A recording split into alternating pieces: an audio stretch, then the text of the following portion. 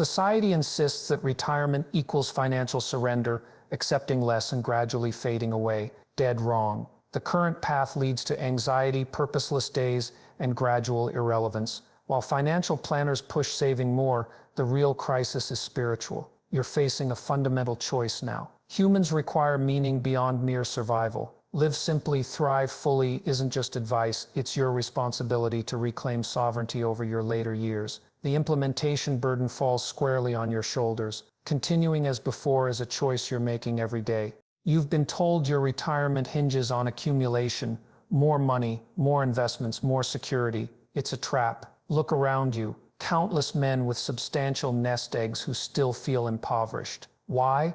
Because they've never addressed their relationship with consumption itself. I've observed this repeatedly in my clinical practice.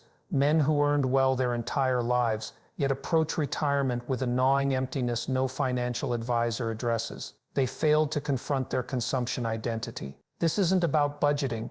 It's about understanding that your purchasing patterns reflect deeper psychological needs for status, belonging, and meaning that money alone cannot satisfy. When you buy the luxury car or the oversized house, you're not securing comfort, you're feeding an archetype, a persona crafted in response to social hierarchies. Jung would recognize this immediately. The shadow of your consumption haunts your financial future. Now, this isn't merely theoretical. Brian, a former executive I worked with, maintained a sprawling suburban home filled with possessions he rarely touched. When forced to downsize, he discovered something remarkable. His anxiety decreased as his square footage shrank. The freedom from maintenance, cleaning, organizing, and the psychological weight of ownership transformed him. He wasn't living with less, he was living more authentically. You must critically examine every purchase through the lens of genuine necessity versus social conditioning. Ask yourself, does this object or experience contribute to my development as a fully realized human being, or is it mere distraction? The distinction is everything. Now let's talk about mastering the hierarchy of financial needs. Conventional wisdom fails to distinguish between essential security and status-seeking waste. This is catastrophic for retirement planning. At the foundation lies what I call basic sovereignty, housing security, healthcare access, nutrition, and mobility. These aren't luxuries. They're the foundation upon which your psychological well-being rests. Above this sits connection capital, the resources that facilitate meaningful human relationships. Only after these are secured should you consider identity investments, those purchases that primarily signal status or identity. Most men reverse this hierarchy completely. They compromise healthcare to maintain appearances. They sacrifice genuine connection for hollow status symbols. It's psychological suicide, plain and simple. Consider Theodore, a former patient who drove a luxury sedan but skipped dental appointments to save money. The absurdity is self-evident. His financial priorities reflected profound confusion about what constitutes genuine well-being. After 6 months of therapy, he sold the car, secured comprehensive medical coverage, and reported significant reductions in nocturnal anxiety. This hierarchy isn't just financial advice, it's an ontological framework for retirement. Your spending reveals your values more honestly than your words ever could, and retirement magnifies every financial decision you've made. The pattern repeats itself across cultures and income levels. Men who prioritize appearance over substance inevitably face a reckoning when career-derived status evaporates. Their financial strategies collapse because they were never aligned with genuine human needs in the first place. You must ruthlessly audit your expenditures. Categorize each as is supporting basic sovereignty, connection capital, or mere identity investment. Then eliminate the latter entirely until the former two are robustly secured. This isn't deprivation, it's clarity. The crisis in retirement isn't insufficient funds, it's insufficient meaning. No amount of money can compensate for a life devoid of purpose. But by recalibrating your relationship with consumption, you establish the psychological foundation for a retirement of genuine prosperity rather than hollow affluence. Look around you. The average retired man occupies the same square footage he did while raising a family. This is not just financially absurd, it's psychologically destructive. The space you inhabit shapes your consciousness in ways few consider.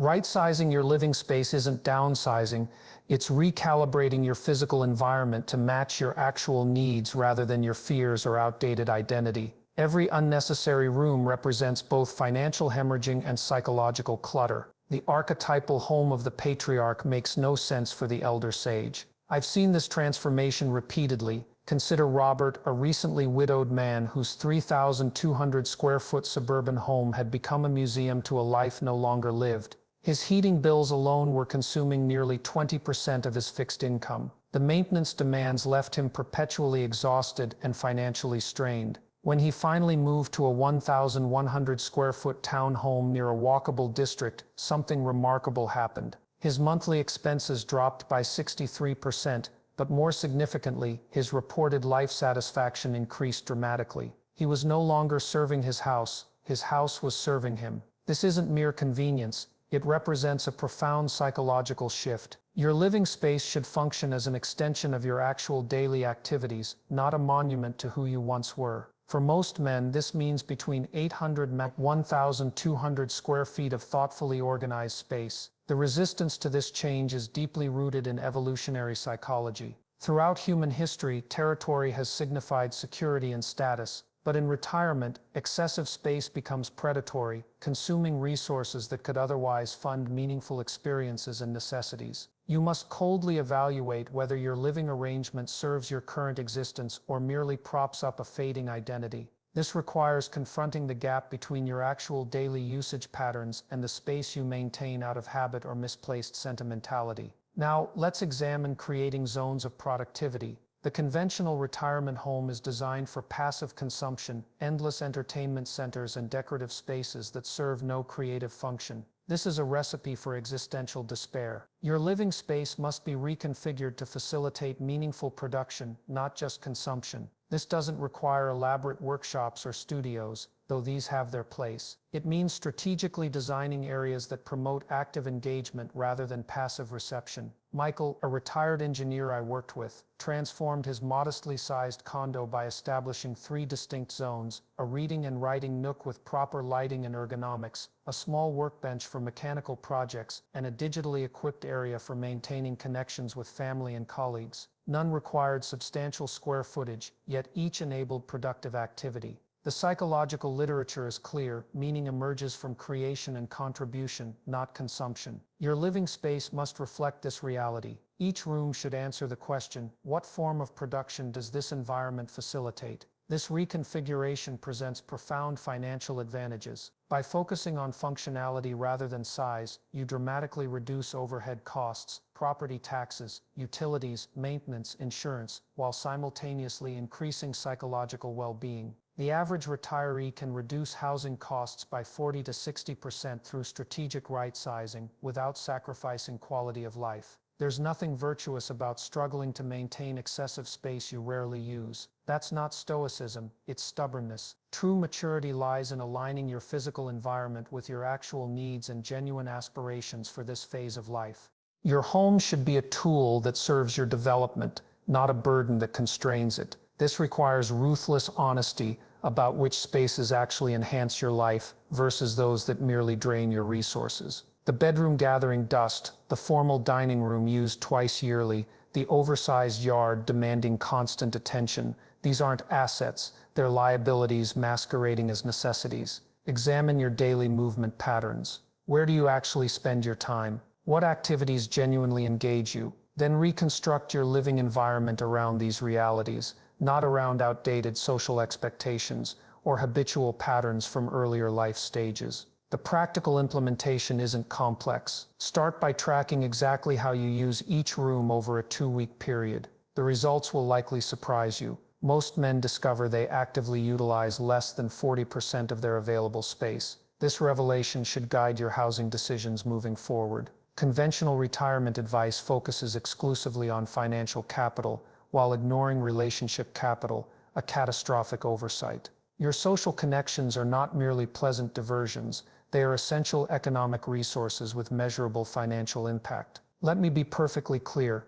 Isolation in retirement isn't just psychologically devastating, it's financially ruinous. Medical research consistently demonstrates that social disconnection increases healthcare costs by 29 to 45% through elevated stress hormones, compromised immune function, and cognitive decline. That's not sentiment, that's economics. Building your reciprocity network requires deliberate construction of meaningful exchanges beyond monetary transactions. The market economy has conditioned you to believe that all valuable services require financial payment. This is patently false, particularly in retirement when skills and time become your primary currencies. I've observed Thomas, a retired accountant, who established a network of skill exchanges with other retirees, legal document review, home repair, technology assistance, creating a microeconomy that saved each participant thousands annually while strengthening social bonds. This wasn't charity, it was rational economic behavior reflecting the true value of their capabilities. You must inventory your practical skills and knowledge,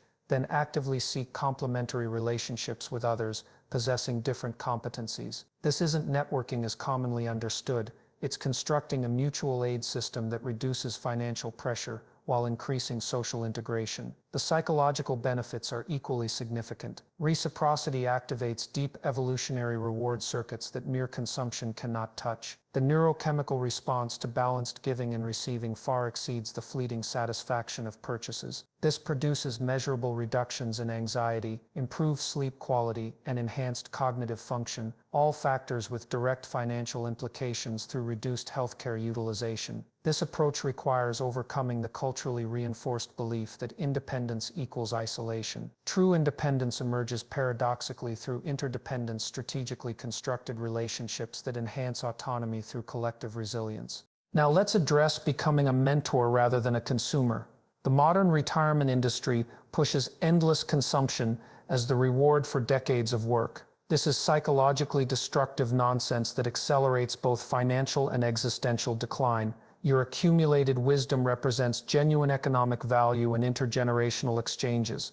By positioning yourself as a mentor rather than merely a consumer, you transform your relationship to economic systems. Knowledge transfer creates value that transcends monetary measurement while simultaneously reducing your dependence on purchased services and experiences. Consider James, who retired from construction management. Rather than filling his days with costly diversions, he began mentoring young contractors through complex projects. This engagement provided structure, purpose, and social connection while generating modest supplemental income and substantial service exchanges. His expertise, previously locked away, became active capital benefiting both himself and others. The neuropsychological research is unambiguous. Teaching activates reward pathways comparable to those stimulated by financial gain, but with significantly more sustained effects. The mentor relationship satisfies deep evolutionary drives for legacy and generativity that no purchase can fulfill, while simultaneously creating economic value through knowledge transfer. This isn't abstract theory, it's practical economics. When your identity shifts from consumer to contributor, your relationship with money fundamentally changes. Expenses previously considered essential become revealed as poor substitutes for genuine engagement. The resulting financial flexibility compounds over time. The implementation is straightforward, though challenging. Identify domains where your experience constitutes genuine expertise, then locate contexts, formal or informal, where this knowledge addresses actual needs. The connection must be authentic, not performative. Your contribution must solve real problems, not merely occupy time. The resistance you'll encounter comes primarily from within, the cultural conditioning that equates retirement with passive consumption rather than active contribution. This mindset is financially unsustainable and psychologically destructive. Each day spent primarily consuming rather than contributing accelerates both economic and existential decline. You must reconstruct your identity around capability rather than consumption. This isn't merely philosophical, it's financial strategy. By becoming a source of knowledge rather than just a recipient of services, you simultaneously enhance your economic resilience and psychological well-being. Let's be brutally frank. The single greatest financial threat to your retirement isn't market volatility or inflation, it's medical expenses. The average 65-year-old man will spend approximately $143,000 on healthcare during retirement, with catastrophic care often destroying decades of careful saving in months. Yet many men treat their physical discipline as optional rather than essential economic strategy. Investing in preventative discipline isn't about vanity or extending life at all costs. It's about financial sovereignty. Every preventable health condition represents both direct costs through treatment and indirect costs through diminished capacity. The mathematics are undeniable. I've worked with Gerald, a retired sales executive who dismissed regular physical maintenance as unnecessary fuss. Within 3 years of retirement, preventable diabetic complications resulted in hospitalization that cost $87,000, even with insurance coverage. The financial devastation could have been entirely avoided through basic preventative measures, costing less than $2,000 annually. The connection between physical discipline and financial security isn't merely correlational, it's causal. Research demonstrates that consistent resistance training reduces annual medical costs by 17 to 23% in men over 65 through multiple pathways: enhanced bone density, improved metabolic function, and reduced inflammation. This isn't wellness advice, it's economic strategy. Your body isn't just your vehicle through life, it's your primary financial asset in retirement. Every hour invested in maintenance returns approximately $312 in reduced healthcare costs and enhanced capability over a 5-year period. No investment vehicle offers comparable returns with similar reliability. The implementation requires abandoning comfortable mythology. Your current physical state isn't the inevitable result of aging, it's the accumulated consequence of thousands of daily choices. The good news: this same principle applies to improvement. Small, consistent actions compound just as reliably as neglect. Begin with non-negotiable movement, 30 minutes daily at minimum, incorporating both resistance and cardiovascular elements. The specifics matter less than the consistency. The financial return on this time investment exceeds any other activity available to you in retirement. Now let's examine mastering low-cost, high-value nutrition. The average retiree spends 37% more on food than necessary, while receiving significantly poorer nutritional value. This represents both immediate financial waste and deferred medical costs through nutritional inadequacy. The conventional approach to retirement nutrition is fundamentally flawed, overly complicated, unnecessarily expensive, and psychologically unsustainable. The reality is simpler. The most nutrient-dense foods are typically the most affordable when properly sourced and prepared. Consider Walter, who initially budgeted $780 monthly for food after retirement. By implementing bulk purchasing of staple proteins, seasonal vegetable acquisition, and home preparation of previously processed meals, he reduced his monthly expenditure to $410, while simultaneously improving nutritional density. The projected savings over 20 years of retirement exceeds $89,000, excluding the substantial medical cost reductions from improved health. This isn't deprivation, it's optimization. The modern food system has convinced you that convenience and quality are synonymous. They are often inversely related. By reclaiming basic food preparation competencies, you simultaneously reduce costs and enhance nutrition. The foundational practice is meal proportioning, preparing 75 to 80% of your weekly food in 2-3 focused sessions rather than daily reactive meals. This strategy reduces food waste by approximately 31%, eliminates impulse purchases, and ensures nutritional consistency that supports metabolic stability. The biological reality is unavoidable. Your nutritional requirements change with age. Protein becomes more critical as muscle protein synthesis efficiency declines. Yet most retired men continue eating patterns established decades earlier, resulting in sarcopenia that directly impacts both healthcare costs and functional independence. Implement a protein-first approach. 0.8-1.0 grams per pound of ideal body weight daily, primarily from whole food sources. This single change typically reduces hunger-driven snacking by 40 to 60%, with corresponding reductions in food expenditure. The financial implications extend beyond direct food costs. Nutritional adequacy significantly impacts cognitive function, energy levels, and disease resistance, all factors with substantial economic consequences in retirement. Your food choices aren't merely dietary decisions, they're financial investments with measurable returns. You must overcome societal programming that equates retirement with dietary indulgence. The "you've earned it" mentality regarding nutritional choices is financially and biologically ruinous. Reframe your perspective. Disciplined nutrition isn't restriction. It's strategic resource allocation that enables greater freedom in other domains. Society peddles the toxic myth that retirement equals irrelevance, a passive withdrawal from productive contribution. This isn't just psychologically devastating, it's financially catastrophic. Purpose isn't a luxury in retirement, it's economic necessity. Creating value through voluntary contribution represents the most overlooked financial strategy for retirement security. The data is irrefutable. Retirees who maintain purposeful engagement through part-time work, entrepreneurship, or structured volunteering experience, 42% lower healthcare utilization and 37% greater financial stability compared to those who fully disengage from productive activity.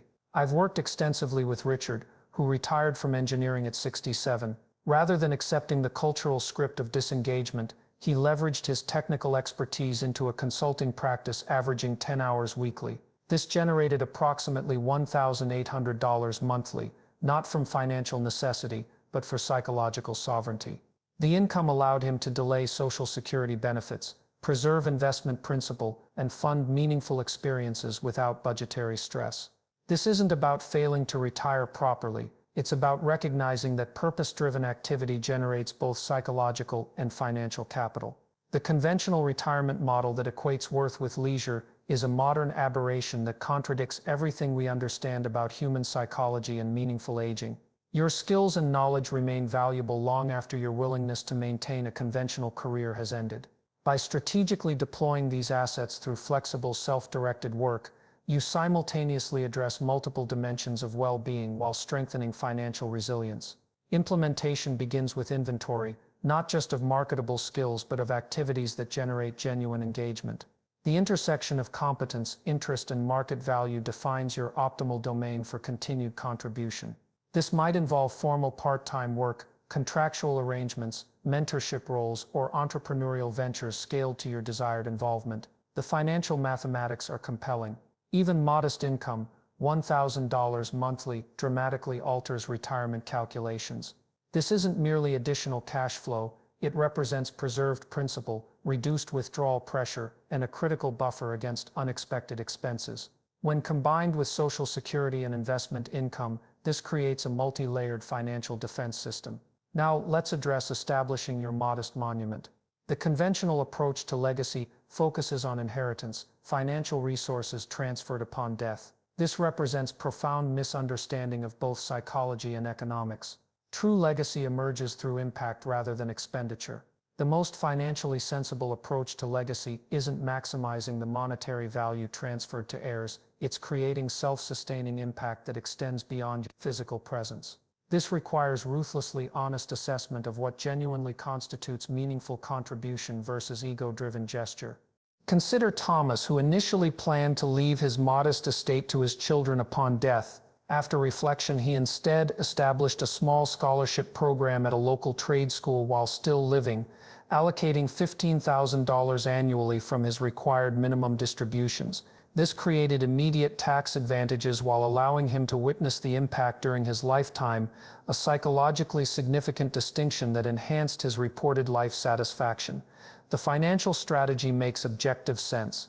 By directing resources toward impact rather than accumulation, you simultaneously generate tax advantages, psychological benefits, and social capital that often returns unexpected dividends. Multiple studies demonstrate that strategic philanthropy correlates with expanded social networks, increased reciprocity opportunities, and enhanced subjective well-being, all factors with quantifiable economic value. This isn't sentimental charitable advice, it's hard-headed financial strategy. Resources directed toward meaningful impact during your lifetime typically generate greater total value than those transferred upon death, both in psychological returns and often in financial terms through tax advantages and secondary benefits. Implementation requires identifying domains where modest resources can create lasting impact. This might involve formal philanthropy, knowledge transfer initiatives, community infrastructure investments, or strategic support for emerging talent in your field of expertise. The scale matters less than the sustainability and alignment with genuine values. You must overcome the culturally reinforced belief that legacy equals inheritance. Your most valuable assets aren't financial, they're experiential and wisdom-based. By strategically deploying these while still living, you simultaneously enhance your current well-being and create more meaningful impact than posthumous financial transfers alone could achieve. The retirement that balances financial security with purposeful contribution isn't merely more fulfilling, it's objectively more sustainable. By creating ongoing value through both compensated and uncompensated means, you establish multiple streams of both financial and social capital that collectively ensure greater resilience than money alone could provide. You now possess a fundamental truth that few men your age ever grasp. Genuine prosperity in retirement has little to do with excessive wealth and everything to do with alignment between resources and meaning. The financial anxiety plaguing most retirees stems not from insufficient funds but from misplaced priorities and psychological confusion about what constitutes genuine security. The path of consumption leads inevitably toward emptiness, a chaos of perpetual wanting that no amount of money can resolve. In contrast, the disciplined implementation of these principles creates an ordered existence where financial simplicity enables psychological richness. One leads to dependence and decay, the other to sovereignty and strength. The responsibility falls entirely on you, not your financial advisor, not your family, not society. You alone must choose between the comfortable lie of consumption-based identity and the harder truth of meaning-based living. The quality of your remaining years hangs in this balance. Ask yourself, will you squander precious resources pursuing shallow approval, or will you marshal them to sustain the dignity of meaningful contribution? The choice may appear small daily, but its consequences are monumental across time. Your example matters more than you know.